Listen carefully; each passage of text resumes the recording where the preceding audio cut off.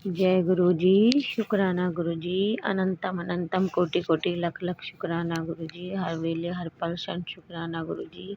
शुक्राना शुक्राना शुक्राना। जो दिया है उसका भी शुक्राना, जो नहीं दिया उसका भी शुक्राना मेरे गुरु जी महाराज। जय गुरु जी। जय गुरु जी। संगत जी, मैं रेनू आंटी दिल्ली से अपना शुक्राना सत्संग शेयर कर रही हूँ। शुक्राना सत्संग सुनाने में अगर मुझसे कोई भी गलती हो जाए तो मुझे माफ़ कीजिएगा संगत जी, माफ़ कीजिएगा गुरु जी। शुक्राना मेरे गुरु जी का। सत्संग सुनाने से पहले मैं गुरु मंत्र का जाप करूंगी।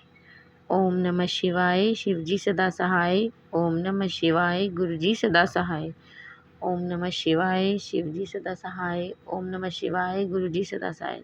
जय गुरु जी। संगत जी, संगत जी, गुरु जी कहते हैं शुरू से ही अपनी जर्नी स्टार्ट करो। हम कब से गुरु जी से जुड़े हैं वो आपने सत्संग में बताइए। तो गुरु संगत जी, मैं इसी साल 2024 में पहली बार 10 मार्च को बड़े मंदिर गई थी। वहीं से ही मेरी जर्नी गुरु जी के साथ स्टार्ट हुई थी। गुरु जी तो हमारा हाथ बहुत पहले ही थाम लेते हैं हमें, संगत जी बाद में पता चलता है। संगत जी, एक बार मुझे लोटे पर मोर का फेस दिखाई दिया। मुझे लग भी रहा था और मैं कह रही कहीं ये मेरा वहम तो नहीं है, पर समझ में नहीं आ रहा था। तो मैं कह रही गुरु जी से, जब मुझे नहीं समझ में आता तो कहते गुरु जी स्वरूप तो लग रहा है पर किसका है मुझे समझ में नहीं आ रहा।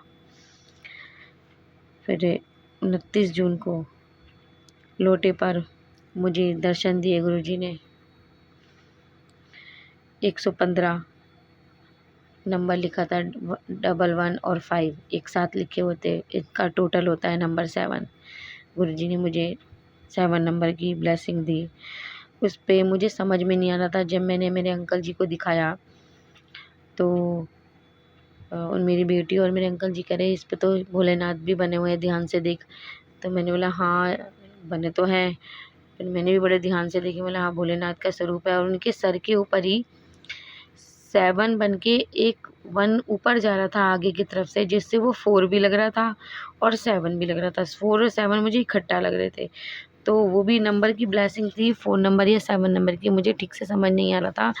तो मुझे 7 लग रहा था, ऊपर की तरफ एक डंडा जा रहा था। तो मेरी बेटी कह रही नहीं मम्मी ये 4 नंबर की ब्लेसिंग है। मैंने बोला कोई बात नहीं, गुरुजी ने ब्लेसिंग दी, ये बहुत बड़ी बात है हमारे लिए, हम धन्य हो गए। मैं संगत जी बहुत खुश हो गई। और संगत जी गुरु जी का मैसेज भी आया था कि बेटा मैं रोज़ अलग अलग रूप में दर्शन दे रहा हूँ तुझको, तू ध्यान नाल देखा कर। तो मेरा हाँ गुरु जी, दर्शन तो आप मुझे रोज़ देते हैं, मैं ठीक से शायद देख नहीं पाती। तो सॉरी गुरुपा, मुझे पता आप रोज़ मुझे दर्शन देते हैं। लोटे पर 30 जून को भी लोटे पर मुझे गुरु जी के दर्शन हुए, जिसमें ट्रिप 33 और एक स्वरूप भी बना हुआ था, जो मुझे ठीक से समझ में नहीं आ रहा था। मैं कह रही गुरु जी आप हैं या आपने किसी और रूप में मुझे दर्शन दिए, मुझे बताना। तो अभी 1 तारीख को मैं अपना 1 जुलाई को मैं अपना सत्संग रिकॉर्ड कर रही हूँ।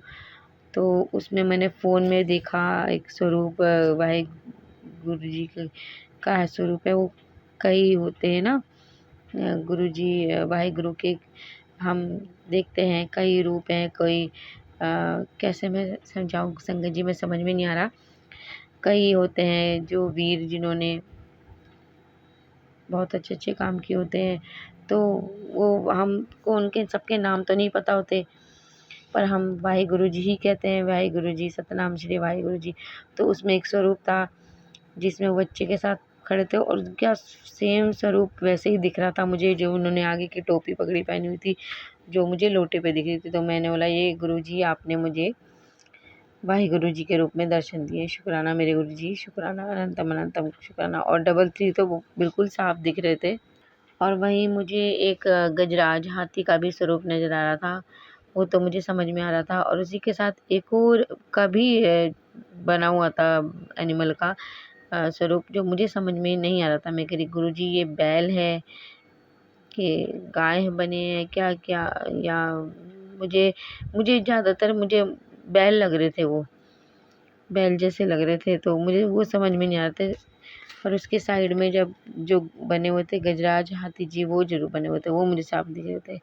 तो जो मुझे नहीं समझ में आ रहा था, मैंने गुरुजी से बोला, गुरुजी मुझे ये समझ में नहीं आ रहा, ये किस रूप में आपने मुझे दर्शन दिए हैं गुरुजी, ये मुझे समझ में नहीं आ रहा। संगत जी 30 जून को ही गुरुजी का मुझे मैसेज आया कि आज तेरी लॉटरी लगने वाली है। मैं खुश हो गई। मैंने गुरुजी लॉटरी लगने वाली है, मैं अब हम मनुष्य हैं, हमें दिमाग तो नहीं लगाना चाहिए, पर हमारा दिमाग जाता है इधर उधर। तो मेरे मन में आया, हमने थोड़ा सा पैसा लगा रखा है शेयर मार्केटिंग में। तो मैं बोलने की लगी, गुरुजी क्या वो बढ़ जाएंगे आपकी कृपा से, मुझे कैसे पता चलेगा। तो मैं अपना अलग अलग तरीके से दिमाग लगा रही थी संगत जी। पर कहते हैं ना, जो हम सोचते हैं वो नहीं होता, जो गुरुजी सोचते हैं वो होता है, और वो हम कभी सोच नहीं सकते। हमारा दिमाग बस क्या ही बोलूँ गुरुजी, संगत जी। तो मुझे ये लग रहा है कि गुरुजी शायद ऐसा ही चमत्कार होगा कुछ, क्योंकि जो थोड़ी बहुत जमा पूंजी है वो तो हमने वहीं लगा रखी, और तो कुछ है नहीं। तो गुरुजी बढ़ने का कोई चांस है तो वहीं पर ही है। तो मैं गुरुजी से करी प्रार्थना करी, ऐसा कुछ हो तो मुझे बता दीजिएगा। तो ठीक है, फिर शाम को मुझे मार्केट जाना था मेरे अंकल जी के साथ। जब वो आए बाहर से तो उन्होंने बोला चलते हैं मार्केट में। ठीक है, 7 बजने वाले थे, हम निकल गए घर से। तो मुझे कुछ सामान लेना था, और मेरा मन था कि संगत जी गुरुजी का बर्थडे आ रहा है 7 जुलाई को। तो मैं गुरुजी से करी, गुरुजी मेरा मन है मैं एक नया सूट पहन के आऊँ, थोड़ा हल्का, क्योंकि बहुत गर्मी है। तो मैं कुछ लाइट कलर का हल्का एक अलग सा कुछ ड्रेस कुछ लेना चाहती हूँ। मेरा बड़ा मन है, क्योंकि जितने भी सूट पड़े हैं उसमें तो गर्मी लगेगी, क्या करूँ। तो मैं अपने अंकल जी को बोलूँगी, मैं ज़रूर लूँगी। तो ठीक है, पर मैंने इतना सोचा नहीं था कि मैं ये जाके सूट खरीदूँगी। ऐसे ही बातों बातों में बाइक पे बैठे-बैठे मैंने अपने अंकल जी को बोल दिया, मुझे सूट भी लेना है। कह रहे चल चल ठीक है, ले लियो। मार्केट पहुँचे हम, घर के पास हमारे घर की मार्केट है, वहाँ पहुँचे। वहाँ मैंने एक सूट उन्होंने मुझे दिलाया, ले लिया मैंने, मैं खुश हो गई। और फिर वो दूसरी दुकान थोड़ा चले तो दूसरी दुकान पे भी मेरे लिए देखने लग गए। कह रहे पसंद है तुझे इसमें से तो देख ले। मैंने पसंद कर लिया, उन्होंने मुझे वो भी दिला दिया। फिर मैंने बोला कि मुझे नाइटी भी चाहिए, और गर्मी लगती है कि नाइटी है, तो ठीक है। तो उन्होंने मुझे एक शॉप से नाइटी और कुछ अंडरगारमेंट्स भी दिला दिया। और फिर हम आने लगे, तो मैं सूट देख रही थी, तो उन्होंने बोला कि लेना है तो इसमें से भी ले ले। तो मैंने एक वहाँ भी पसंद कर लिया। तो और एक मैंने स्लीपर, मेरे पास फ्लैट चप्पल नहीं थी, फ्लैट सूट पे डालने के लिए हील्स थी। तो बोला हील्स में दर्द होता है, एक फ्लैट भी होनी चाहिए। तो मैंने बोला मुझे वो भी चाहिए, उन्होंने मुझे वो भी दिला दी। तो काफ़ी सामान हो गया, बिना ओकेजन के, बिना शादी त्यौहार के उन्होंने मुझे इतना कुछ दिला दिया। तो चलते चलते मुझे एकदम ध्यान आया, और मेरी हंसी निकल गई। मैंने मेरे अंकल जी से कहा कि मेरे हस्बैंड को कहा कि अखिल, आज मुझे गुरुजी का मैसेज आया था कि तेरी लॉटरी लगेगी। और मेरी देखो सच में लॉटरी लगी। वो हंसने लगे, कह रहे हाँ लॉटरी तो लग गई तेरी, तूने तो बहुत कुछ खरीद लिया। बोला हाँ गुरुजी ने तो मेरी लॉटरी लगा दी। तो देखिए हमारे गुरुजी का वो क्या कहना चाहते थे और मुझे क्या समझ में आ रहा था। तो गुरुजी जो हमें मैसेज देते हैं ना, उसका मतलब हम नहीं समझ सकते। समझ जाएँ तो बहुत अच्छी बात है, पर हम इस लायक नहीं है कि उनके दिए मैसेज हम इतनी आसानी से समझ जाएँ। तो उन्होंने मुझे क्या बोला था और मैंने क्या सोचा और क्या निकला, इसलिए जो हम सोचते हैं ना वो नहीं होता, जो गुरुजी सोचते हैं वही होता है, और वो हम सोच नहीं सकते। तो पर हम इंसान हैं संगत जी, हम जब भी उनका मैसेज आता है तो अपना दिमाग लड़ाने लगते हैं और प्रार्थना भी करते हैं। हमारे गुरुजी बहुत अच्छे हैं, वो हमारी प्रार्थना ज़रूर सुनते हैं। वो सब सुनते हैं गुरुजी, उन्हें सॉरी संगत जी, वो सब सुनते हैं, उन्हें सब पता है कि हमें क्या परेशानी है, हम क्या चाहते हैं, हमें क्या चाहिए, वो सब उनको पता है संगत जी, वो सब उनको पता है। हम बोले या ना बोले वो सब जानते हैं, पर हम संगत जी हम इंसान हैं, और हम बिना बोले तो रहते ही नहीं हैं, हम बोलते ज़रूर हैं। तो अब अरे पिता परमेश्वर हमारे पापा हैं, हम उनके बच्चे हैं, हम अपने पापा से नहीं बोलेंगे तो किससे बोलेंगे? एक बच्चा अपने पिता से ही तो सारी अपनी परेशानियाँ, अपनी ज़रूरत, अपनी सब सब चीज़ों के बारे में तो अपने पापा को ही बोलता है ना। तो वो तो हमारे पिता परमेश्वर है। हाँ, ये ज़रूर है कि हम बोले ना बोले उन्हें सब पता है, पर हम बोलते हैं, वो हमारे पापा हैं, हम बोलते हैं। तो गुरुजी अगर कोई गलती हो गई हो तो मुझे क्षमा करना गुरुपा, माफ़ करना। कई बार मैं गुरुजी को बोलने लगती हूँ, गुरुजी प्लीज़ ऐसा करवा देना, प्लीज़ वैसा। तो एक दिन मुझे मैसेज भी आया कि किस बात की जल्दी है तुझे? मैं बैठा हूँ ना, सब हो जाएगा, मैं बैठा हूँ, चिंता क्यों कर रही है? तो मेरे हाथ से छूट गई। मैंने ठीक है गुरुजी, ओके। तो हमारे गुरुजी को सब कुछ पता है, सब कुछ पता है। अब जो मैसेज आते हैं ना वो हमारे लिए ही होते हैं संगत जी। और मैं एक चीज़ और करना चाहूँगी, मैंने हर सत्संग में सोचा है कि मैं बोलूँ, मैंने गुरुजी से बोल रखा है प्लीज़ मुझे याद दिला दीजिएगा, मैं भूल जाती हूँ। तो मुझे अचानक से याद आ गया है संगत जी, मैं सारी संगत से ये कहना चाहती हूँ कि गुरुजी कभी भी वहमों में पड़ने के लिए नहीं कहते हैं। मैंने कितनी संगत को सत्संग में सुना है कि वो चूल्हा चढ़ा रहे हैं, भोग लगा रहे हैं, चूरमे के, लड्डू के, पान के पत्ते के, इन चीज़ों के तो मैंने बहुत सुने हैं गुरुजी, संगत जी। तो गुरुजी ये सब करने के लिए नहीं बोलते हैं, वो वहमों में पड़ने के लिए नहीं बोलते हैं। आप उनकी पूजा कीजिए, अर्चना कीजिए, उनका सिमरन कीजिए, वो भी किस्मत वालों को नसीब होता है। उनकी पूजा करना हर किसी को नसीब नहीं होता, गुरुजी की मर्ज़ी से ही सब कुछ होता है, तो वो भी बहुत किस्मत वालों को नसीब होता है। आप उनका ध्यान कीजिए, मंत्र जाप कीजिए, गुरुजी खुद कहते हैं मंत्र जाप में बहुत शक्ति है, वो हर बीमारी की दवाई है और हर हर बीमारी का इलाज है। तो गुरुजी, मैं यही कहना चाहूँगी संगत जी, आप उनका पूजा कीजिए, उनकी सिमरन कीजिए, उनसे प्रार्थना कीजिए, उनसे बातें कीजिए और मंत्र जाप कीजिए, बस यही कीजिए। ये वहमों में मत पड़िए, गुरुजी ये सब वहमों में पड़ने के लिए कभी नहीं कहते थे। मेरे साथ खुद ये हुआ था, मेरे को भी ऐसे मैसेज आए थे और मैंने कहा कि गुरुजी मैं जॉइंट फैमिली में रहती हूँ, मैं ये सब कैसे करूँगी?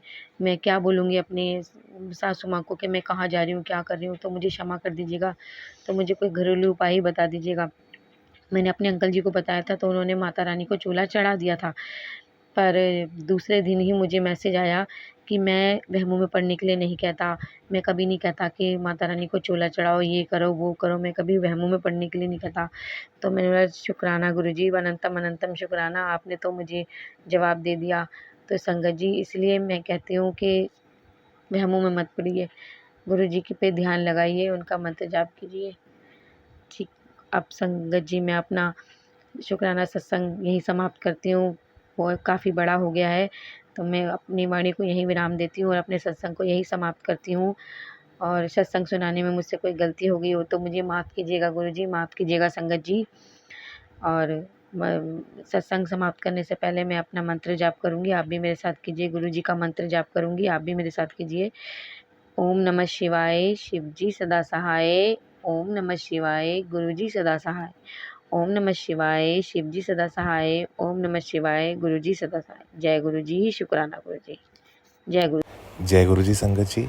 इस सत्संग की शुरुआत मैं गुरुपा के मंत्र जाप के साथ करना चाहूँगा। ओम नमः शिवाय, शिवजी सदा सहाय। ओम नमः शिवाय, गुरुजी सदा सहाय। ओम नमः शिवाय, शिवजी सदा सहाय। ओम नमः शिवाय, गुरुजी सदा सहाय। जय गुरुजी संगत जी।